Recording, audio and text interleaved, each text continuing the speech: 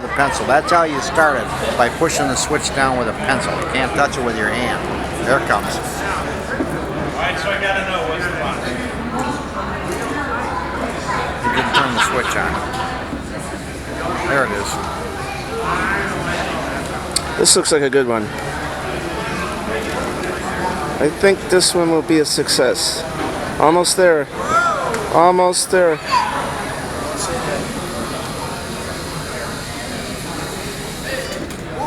Oh, score. That's a good run. Stop between the two blue lines. That's a better run. The car stopped between the two blue lines. That's where it's supposed to stop. And they'll measure it from the first line, I think. And we're here at in Naperville at the Neuqua Valley High School out in southwest Naperville. And this is the regional competition for Science Olympiad. There are high school teams and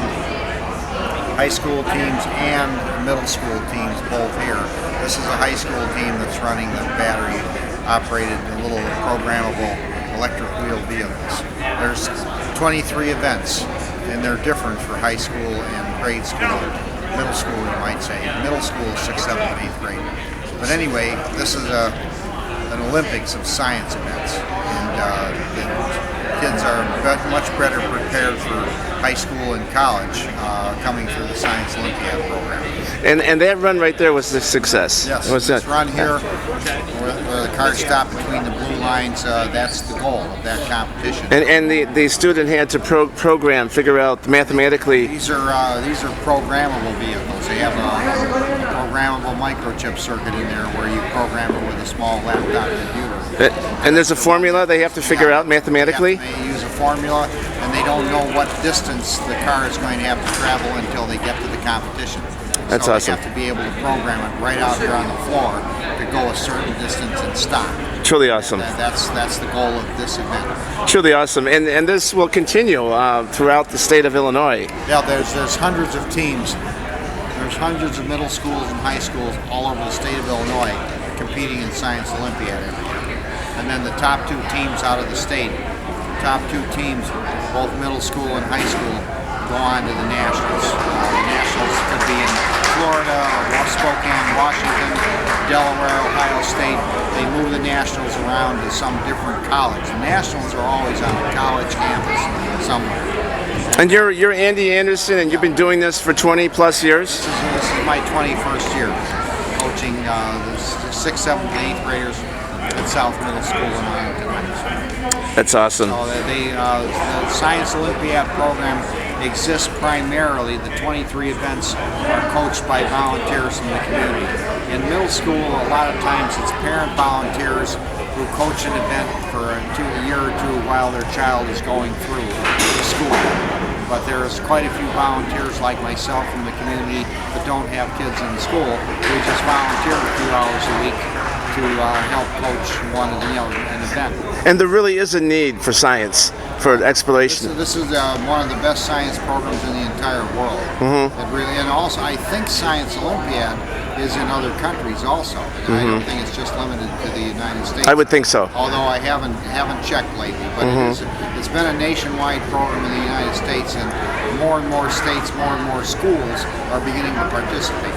There's still a lot of schools that don't have a Science Olympiad team.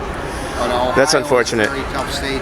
The two top teams in Illinois have been finishing in the top 10 at the Nationals now for the last few years, and no other state is doing it. Illinois, if you count the medals, second place and third place together, the top two teams in Illinois are doing better than almost any other state in the country.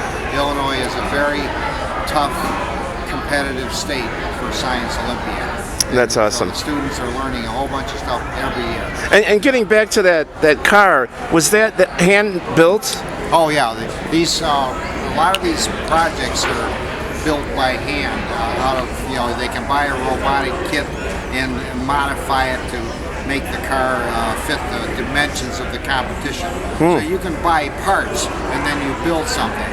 A lot of the program parts are handmade originals. Kind of like the Arab kid who built the clock and they thought it was a pub. Yeah, it's exactly like that. High school kids, the high school kids are much more advanced than the middle school kids because the middle school kids are just getting started in 6th grade.